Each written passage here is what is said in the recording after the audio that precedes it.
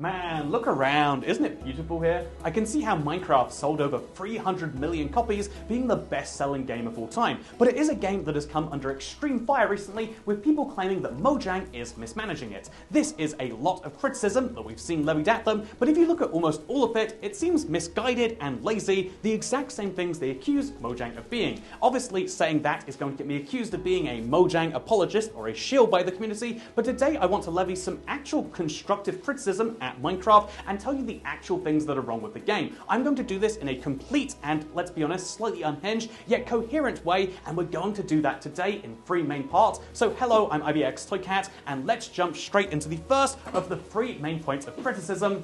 Wait. Oh, remember to tell them to like and subscribe. YouTube likes when you do that. Yeah?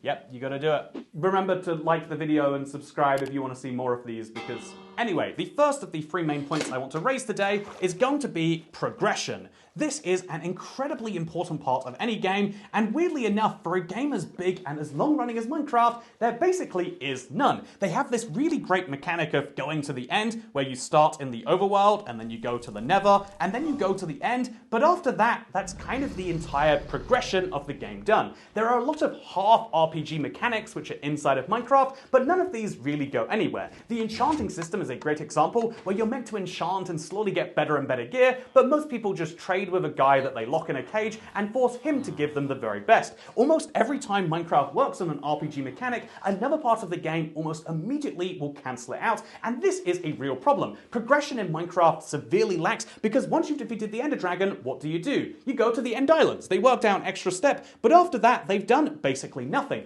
Even when they create a new structure, which is meant to be the big bad, I would say the Woodland Mansion it functioned perfectly at this. They created this brand new structure, and then they said, yeah, you're going to travel thousands of blocks out, but then in another update they said, oh, or you could just start a raid anywhere in the game, including immediately at spawn. They make it easier and easier to skip the progression in the game, which defeats the point of having it in its entirety. Honestly, I hope that's okay. Honestly, I think the important thing to say about Minecraft is that they keep committing to making these really fun ideas that you're meant to travel for, that you're meant to have as late game goals, and then they make them earlier and earlier game. A lot of people say that the most fun in Minecraft is when you start a new world, and for the first 2 or 3 hours after that, and everything else is seemingly a second thought. This is great because it means you can weave interconnectedly across the tech tree, but it means that there's almost no severely late game goals outside of building your own things, which is great, but it is a limited thing. This could be solved very easily by simply saying, okay, what if the further away from your world origin you get, the harder the game goes? Right now, Minecraft has something called local difficulty, on the Java edition only for some reason, but there is local difficulty, which is meant to increase as you spend more time in a chunk, but what if it increased the further away you went from the world spawn, and indeed, the terrain could generate more crazily there too. You could find harder woodland mansions, or harder trial chambers. All of these structures which right now can be defeated in the first 10 minutes could be a genuine challenge to travel for half an hour into the game. This would also give a context to the wide world of Minecraft. Right now it is 30 million by 30 million blocks, maybe a bit shorter if you play on certain Bedrock platforms, but the world has millions of blocks of terrain and exploration, but you'd be insane to go anywhere past the 10,000 by 10,000 square. What if we used the rest of this world for pure, simple, fun, unadulterated exploration? What if there were certain enchantments you could only find out there? There are so many great ideas that could actually allow you to progress, but instead, every time a great idea is added to the game, it is simplified and brought to the average player within the first half an hour of the world, if they are committed. This is true for mending, this is true for most enchantments because of trading, and it's also true for the Totem of Undying, the literal most powerful thing they could have done. They simplified down to, you can get this via a raid. I think this is a great shame personally, and I think it's an example of progression being half-baked at best. I also think that they created a lot of really great unique items. The trident, the crossbow, the mace are just 3 great examples of unique melee weapons that are there to give you an encouragement to do something, but then which severely lack in the reason to have them. The trident can be great if you have a certain enchantment, depending on which build you go for. The mace is really decent if you can set up all of your fights around it, but these items are so hyper niche as to be mostly unused by most players. These should instead be later game items. I'd argue the mace is actually already all the way there. These should be late game items that reward you extremely well for getting to that stage, and right now it seemingly is not there. This is the problem with progression in Minecraft right now. They worked out this great system, and then they're continuously saying, wait, what if we just cut that out? And so instead of having a game that looks like a bunch of arrows going everywhere, it's instead just, instead of having any linear progression, it's instead just more and more arrows taking you to different places, which you can do in the exact same order, and which sounds great on the surface because your first 2 hours will be so great. You could pick a trial chamber or an ancient city, or you could rush to the Nether and go to bastions. But by the time you have your diamond gear, which you will have by the time once you've spent a few hours going to any of those structures, going to the others will be boring. If you've already got the diamond armor and a great enchanted bow, a bastion is so much easier than if you go in there with next to nothing. Minecraft continuously adds structures to the game, and I'm not saying they need to make them perfectly linear, so the ocean monument comes before the woodland mansion, which comes before the bastion, which comes before the ancient city, etc. I don't think that that is the way that Minecraft should go, but right now it seems to be a big floating mess if you go to any at the same time, and any ancient city you find is going to be equivalent to any other. And so your spawn area could be exactly the way it is right now. We could call this easy Minecraft, but as you go further away, maybe you get closer to 5,000 blocks, things get a little bit more medium. You have structures which are slightly more challenging, spawn slightly more frequently, and with slightly better loot. This would be an incentive to go further out, and also it would let people know how they're going to encounter better challenges. Right now, all challenge and all structures in Minecraft are purely random, with the only exception being the woodland mansion, which is so rare that you don't really find it in your spawn area. You probably have to travel 30,000 blocks or something, but what if there was an equivalent of this for other structures? Right now, sure, you're going to find a desert temple within 1,000 blocks of spawn a lot of the time, but what if you found one all the way out here and there was some real reason for that to be exciting? What if the desert temples you found 30,000 blocks away had more intense challenges but more intense rewards? Obviously, for some structures that is easier than others. You could literally take an ocean monument, for example, and just say, yeah, the ocean monument that exists this far out has more elder guardians with more health. By simply scaling up certain challenges to your world, you would create one which feels more alive and which immediately has a sense of challenge that players can seek to move towards if they want it, or move away from if they want an easy life. Right now, lots of players do just stay near the spawn area, but only because there's no good reason to travel. What if there was exactly that? Well, that is what I propose, but I think in either case it's important that Minecraft doesn't half-bake their RPG mechanics any longer. Either you commit to the very best ones and you say that you're not an RPG, you just have some small parts of it, or you say, no, actually, we want Minecraft to be engaging past the first couple of hours, something it is clearly struggling with many players, and you can do that by just committing to any mechanics which reward players or indeed challenge players for being in the game for longer. This is something which would go really great, especially with that hardcore mode that exists, but you know, at this point, hardcore is something that can describe my criticism for the biomes in the game too. My second big critique has to be the badly sized biomes that Minecraft has, because although you can regularly find 5 biomes in the same spot, you can also be stuck in a biome that goes out past render distance. This isn't that dissimilar to the real world, except that first part, and obviously the idea of a render distance, but what drives me crazy about it is just how rough some of those biomes are. When you land in a biome that looks like this, I don't think anyone is happy. I think that as soon as they added the single lone trees to the plains biome, the purpose of the forest was lost, and yet for some reason there are so many variants of this damn biome. There is a pale oak forest, and a dark oak forest, and a birch forest, and a tall birch forest, just in case you listen like that. There's the spruce forest, and the mega spruce forest, and the old growth spruce forest. There are so many forests in Minecraft, and all of them are worthless because you need a bit of wood and you need to chop down your first tree, sure, but after that point you grow your own wood largely when you need it, and only when you go for the large-scale timber projects do you ever need to come to one of these places. That means that the entire value of this biome is in chopping it down at some point, and if you don't chop it down, as you won't while exploring, as you're meant to do at least sometimes in Minecraft, you just have an awkward biome that's a pain to walk through, that has no structures for you, so your entire reason to be in this biome is to get out on the other side, and there's no way to really climb over it. Also, sometimes those leaves provide opportunities to mobs to spawn. It's a terrible, terrible fate to be stuck here, and yet it makes up something like 30% of the Minecraft surface. Why does the forest have to be this way? And even more importantly, why is there no option for me to scale down biome size? Sure, some people love large biomes and some people love small biomes, but rather than saying, let's equalize perfectly in the middle so that neither of those groups are happy, what if we had a biome size option?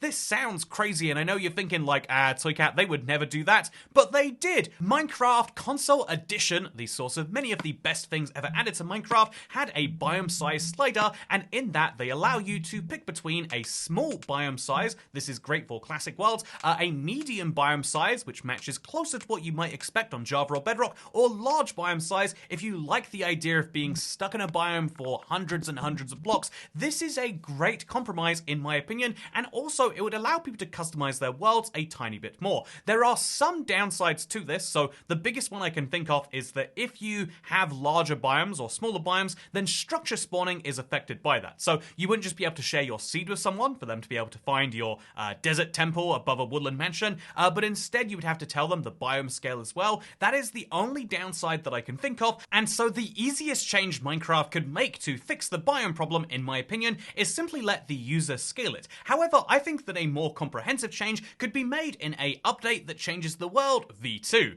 This is referring to the 1.7 update, which changed the world by adding a lot of brand new biomes, and many of these were kind of great, but there is a problem where many of these still haven't had life added to them, and this is the problem the forest added when it was first added to the game, literally close to 15 years ago now, that has still not really been fixed. There is maybe a question here about should every Minecraft biome be incredible, but also the answer to that should be yes in its own way. The swamp right now is a prime example of this. Compare the swamp in Minecraft to a swamp in the real world. Look how much more lush and delightful it is in the real world by comparison to in Minecraft. I think the jungle is the only biome that comes anywhere close to representing what it does in Minecraft, whereas birch forests and roof forests and flower forests all represent a real disappointing stretch of trying the best with what they have, but I think that they should be more necessarily focusing on pushing the boundaries of actually working out what it is that makes great biomes good and what makes bad biomes bad. This is something which is very important and which is one of my big critiques of Minecraft.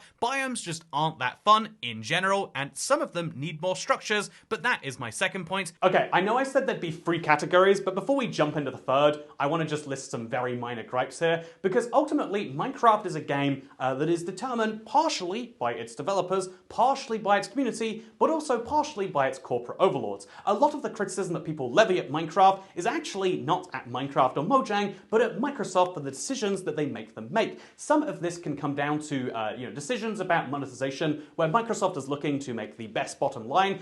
This is why Minecraft doesn't just sell you the game, which is very profitable, they've sold 300 million copies, but they also will choose to sell you subscriptions to that game in the form of realms. They'll also sell you all of the merchandise and co-branded theme parks and the movie and the animated series and an endless series of third-party merch, which would be enough for most people. Triple dipping in the revenue source is great, but then Minecraft decides they've got microtransactions and more, this isn't just oh yeah, they're there if you want to support creators, they are pushed in your face the moment you load up the game. This is a poor corporate decision. Not a big fan of it. So as well as poor corporate decisions, I guess we could say like that, there are also decisions about very simple things that just don't sit right with me. Like, I don't think it's a big enough deal to make a whole point out of, but I do think that Minecraft has this big sales pitch as being a progressive company. They're from Sweden, don't you know? But the actual, like in my opinion, if you want to make a political stance as a piece of art, you need to actually stand behind that stance. And so Minecraft, for example, has a cape that supports Pride, but it's not available in some localities, namely those that really think it's illegal to. And in my opinion, if you're not going to have an ability to support, the Pride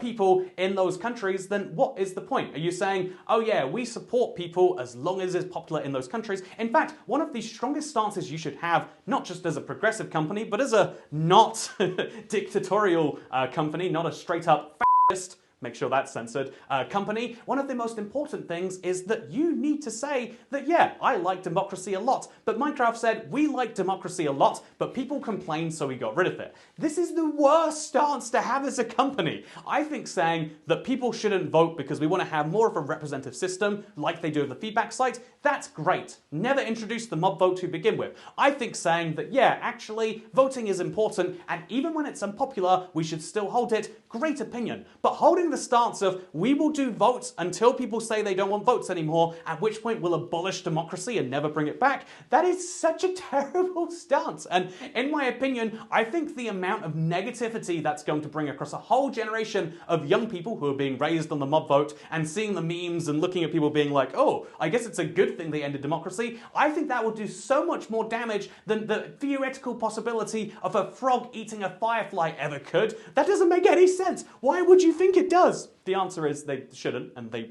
almost certainly don't, but they've made that decision with their actions. I think you should say apolitical as a company, except in very small niche ways, or you should have a political stance and be unapologetic about it. I think the way that they've done it is almost that corporate stance again. They've worked out that if you're very slightly left of centre on certain issues, you make more sales of some people, and that isn't a good political stance for anyone, I don't think. Anyway, I think there are lots of other minor criticisms we could lay at Minecraft. I think the way that they have grown recently, and the way that they've worded their legal documents, they want to act like they're a cool company. They're like, oh yeah, just don't do anything that upsets us, but then they send so much enforcement out there. I've been the victim of this enforcement. There's a whole lawsuit targeting this enforcement, and even though I don't personally think that that is a lawsuit that is necessarily in the best of places in terms of legal standing, I think it raises a very good point that Mojang lays out a set of rules and then seemingly enforces a different one. And this is a big problem, especially with the way that they make their money. We can make a whole bunch of points about this, but I'm trying to criticize the game itself here in a constructive way that they can actually improve on. So let's talk about the third category here. Because updates were obviously going to have to come up at some point. They are one of the biggest factors that the community use to judge Mojang by, and honestly, even though there are some underwhelming updates, I find it hard to jump along the train of, oh, Mojang are lazy and only work 2 hours a day, because ultimately some of the content, even in the lesser liked updates, is actually really, really good, and even though I hate to say it, because people use this like it's a great defense, it is free content and ultimately does make the game better. With 21 and a half, I guess at this point, major updates since the game came out,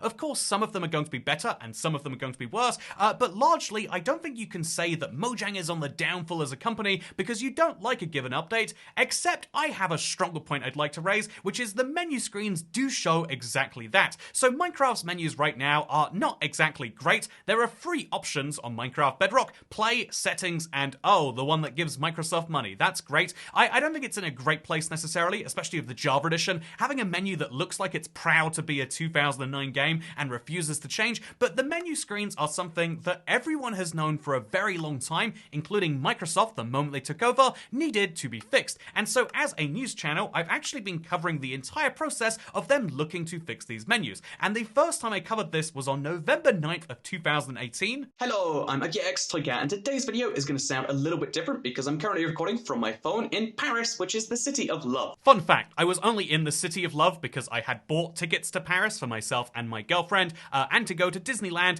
but we had broke up in the meantime, but we decided to go anyway, and you can imagine just how great of a weekend that was. Anyway, the important thing here is to say that because while I was on the train there was a conference happening, funnily enough in Paris, held by a Minecraft developer, at which point they showed a brand new menu design they were working on. This was, in my opinion, something which really opened my eyes as to how great Bedrock could be with all of the resources that Microsoft was going to pour in, because as well as having the gameplay developing team, as well as having all of the teams working on marketplace stuff and bug fixing, they also had teams working specifically on stuff like the UI, and clearly the result was going to be incredible, because just look at this. I mean, even from the grainy screenshots we had, it was incredible. The things that we saw later were even better looking, and so when Minecraft put out this webpage saying we're redesigning Minecraft's menu, and they specifically wanted our inputs, I thought this was going to be even more fun.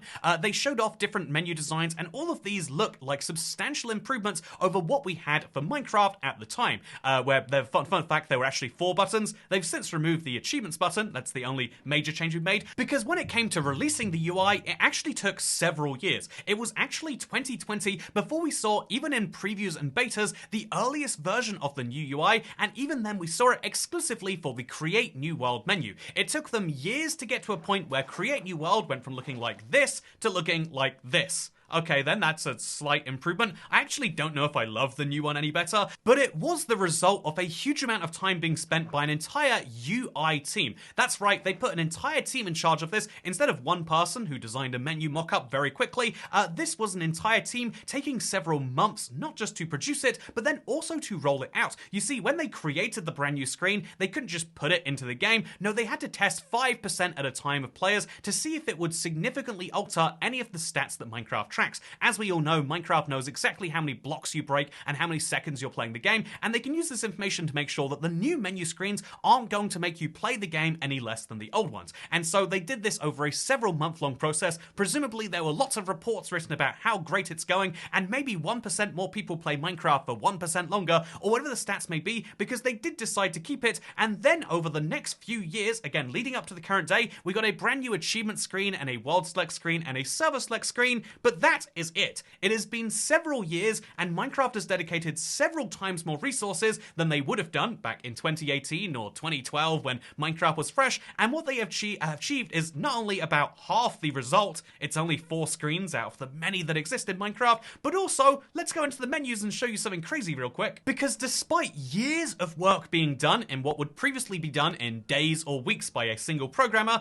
now we have years of work from a UI team who I'm sure are trying their very best, but because they are focused exclusively on UI, the years of effort that have gone into this have resulted in a screen that looks, honestly, less ambitious than I would have hoped, but even worse, has no improvements to the user experience. Sure, you might find some settings slightly easier, and now there is some text that explains things for you, but the only changes they made to the actual functionality are the text to explain things to you. So for example, it will now explain what show coordinates is, rather than just having a toggle. It will explain what TNT explodes is, with a joke about how the red box goes boom, and ultimately there is no new functionality because everything was just ported over from the old one, because they aren't programmers, or if they are programmers, they're choosing not to make any new functionality. And a great example of this is Superflat. Right now, flat worlds on Bedrock can only be grass, but it's really easily alterable by the game world, as proven by Cracked Magnet, who has written a script that can just load a file that will force Minecraft to make a super flat world for TNT or sculk sensors or cake or anything else, but you can't do this in the base game. It's something that could very easily be programmed in. Minecraft Bedrock has the support. They had to add it years ago so you could convert console worlds over. It has the support under the hood, but there's no external way to access it, and they could have added this to the game. Custom superflats could be here right now, and it could have taken a fraction of the 6 years that this new, it's over 6 years now, depressingly, that this new menu development has taken, but because it's being done by a UI team who presumably are hamstrung, we get this crazy situation where Minecraft have put several times more people working on something. Those people seemingly are more specialized, which should make a better product, but now the product is being measured by, clicks onto the marketplace and retention and things that the average Minecraft player aren't necessarily enjoying, which is great. Sure, some more people will buy some things and Microsoft makes a tiny bit more revenue, but the end result is a brand new UI which hasn't changed the UI. We have the same menu screen. It changed a little bit in there, but we have a menu screen that could be incredible right now, but because they were worried about rolling out big changes, instead we got very, very, very, very minor ones, and they've taken, again, if you think about 6 years of even a medium salary, right? They've spent hundreds of thousands on a brand new menu that does less than a small mock-up and which didn't add any new features. This is, to me, the craziness of corporate companies. Because a certain amount of their revenue is spent towards basically risk aversion, they updated the menus not because they wanted to make something better, but because they were worried about what would happen if they didn't. Because they came at it from a place of, let's not rock the boat too much, we got a menu screen with no new functionality, and honestly, in some ways, a worse setting. Why do we have general and advanced and experiments to do things that you could broadly group together before, or I guess also cheats, to do things that were previously the same category? I kind of like this, but it also, again, it's got these lovely little menu icons on there. There are lots of things to like about this, but it separates things out into lots of tabs that could have previously been scrolled all from the same place, and which also share a lot of things in common. Also, why does advanced and then multiplayer and then cheats happen that way rather than the other way around? Why is experiments over here? There's so many design decisions that had to be made here, and I just don't, they could have done some cool things. Like, what if you type in a world seed and then this could give you a preview? It does that right now for the set seeds, so the mangrove swamp, for example. It will show you what it looks like when you spawn there with an image, because they just, you know, they're not necessarily doing deep features. They could have had a menu screen that would load up a copy of the world here and shown you what your spawn would have looked like. That would have been so cool. There's so many ideas, and I'm not saying they had to do all of them, but I am saying that in 6 years and hundreds of thousands of dollars spent, I would have expected to see a brand new menu screen at least. And maybe, if we're going crazy, a brand new options screen too. You know, I don't wanna rock the boat too hard on that one. But instead, we don't have any of that. And I think it's a wild shame.